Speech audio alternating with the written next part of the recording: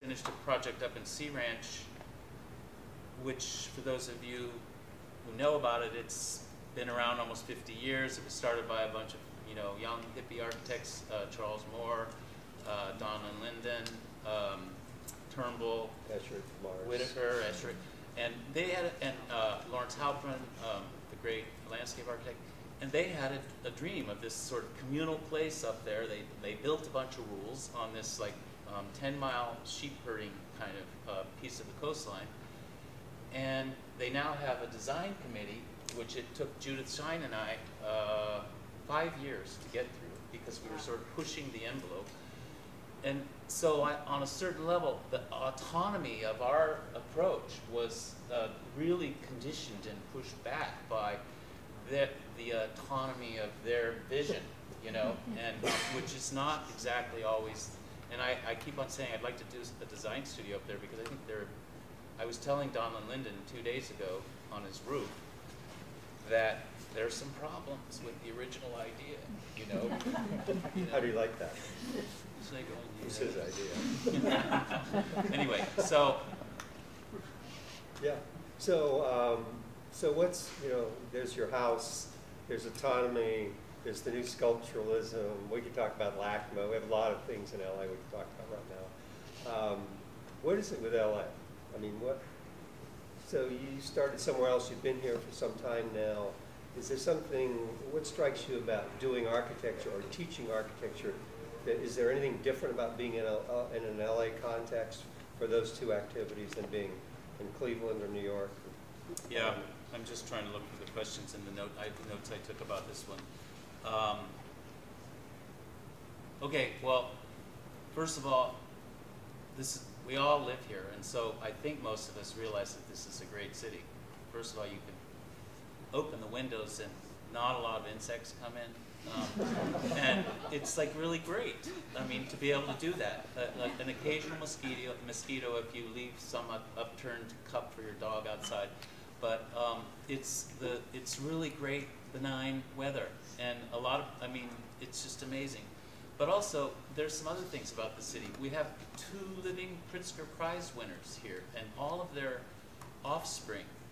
I mean, that is kind of remarkable. I don't know how many other cities have that, but just the 2 of those, and actually the relationship to the new sculpturalism, and that's why I think the autonomy of that show is good, because it's that legacy of LA and all the influences, whether it's through the original USC, which is a great old program with lots of tradition and lots of alums and lots of really powerful alums, or Cal Poly Pomona, which is a really kind of good technical program, but also really teaches people to go out there and be good designers and to be responsible. And I think a great program which gave way to SciArc, and of course there's UCLA. So SciArc, I just sort of consider SciArc, which is what, 40 years old? 40. And UCLA, those are they like to call themselves the experimental schools. And then there's Woodberry, which is the kind of new kid, only what, 95 to 2000, almost 20 years accredited. The neat thing about Woodberry is we were able to work under the radar for a while, and people didn't really know what we were doing. But back to LA, the thing I would say,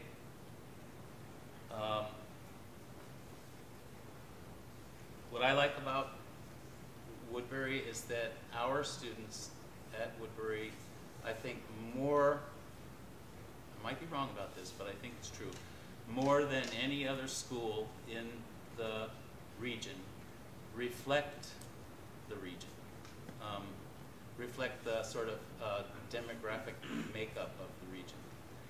And to me, this is a good thing because what we're doing, probably through Woodberry more than anywhere else, is helping the practitioners or the people who go into practice to be more like the rest of the region, which I think is good. I mean, the other thing that's really good besides the weather is the incredible diversity of LA, and the fact that we can get most amazing types of food, and that there are all these sort of cultural traditions that we get to experience. And, you know, I love the fact that in LA, it's, in many cases, it's the second or third largest Korean city, or second or third largest Persian or Iranian city,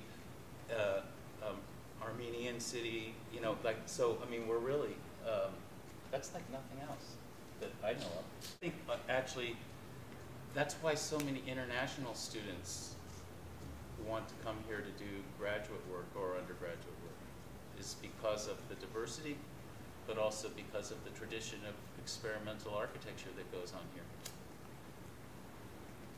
So students go to get a university degree in architecture at Woodberry or anywhere else for that matter, and a lot of them, some of them end up staying here and many of them migrate to other places. Architectural practice is to some degree global. People end up doing work everywhere, facilitated by computers and consultant teams that are scattered around, and a lot of facilities that allow that to happen. Do you see the skills that Woodberry students get applicable to working globally or more regionally? Do you have any position about that? Yes, I do. Well, I talked about our study abroad program, which gave way to what Paulette Singley referred to as this practice of field work for our graduate program. But I think we've been like doing field work for our undergraduate program. The idea of field work is that we don't want our students and faculty to sit in the studio. We want them to go out into the studio, whether it's on a study abroad program, or to go out, whether it's in a seminar, you know, on urban design. We want them to go out there. And so I think that one of the things that I like about that philosophy, which is field work, is that our students are kind of used to going into situations that they're not accustomed to, and so they're very versed at sort of getting to know something. They don't spend, they do seem to spend all their time behind the computer,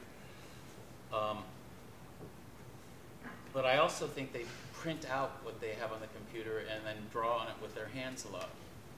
And I would say that we really have come around to this idea of blurring the line between the hand and the digital, and from both like the drawing perspective and the making perspective. And you know, we have Mark Erickson back there, who's like what I call a periculturite, and I would say that you know, Perry Culper was at SciArc for many years, and there were many descendants of Perry Culper, and Mark is one of the best. And he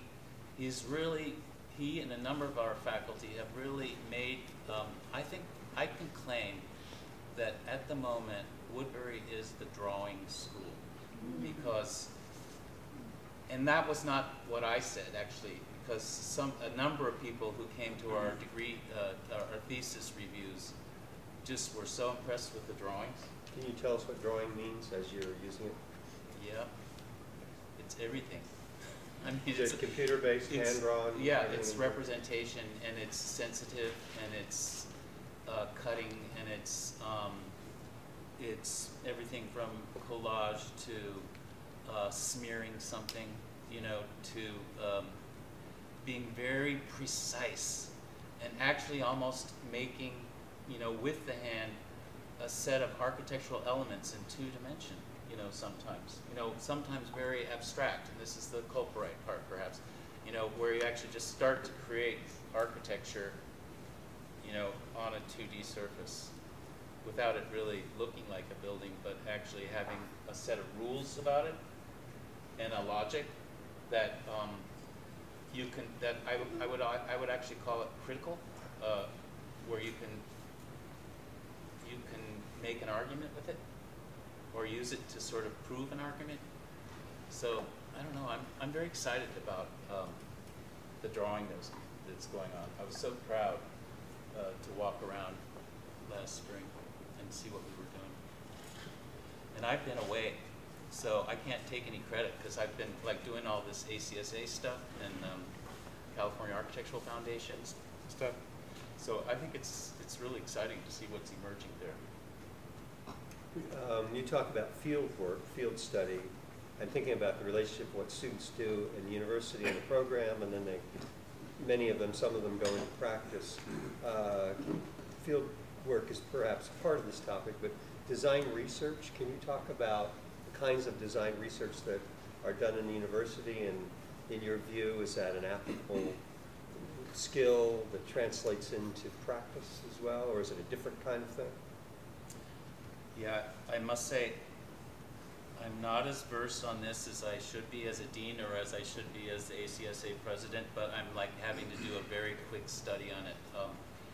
As ACSA president, there's a lot of discussion, especially coming from the land grant public universities that are tier 1 research universities, saying, look, ACSA, we need your help. We need you to help us to categorize and to like go back to our presidents and provosts to say what role research can play in architectural education.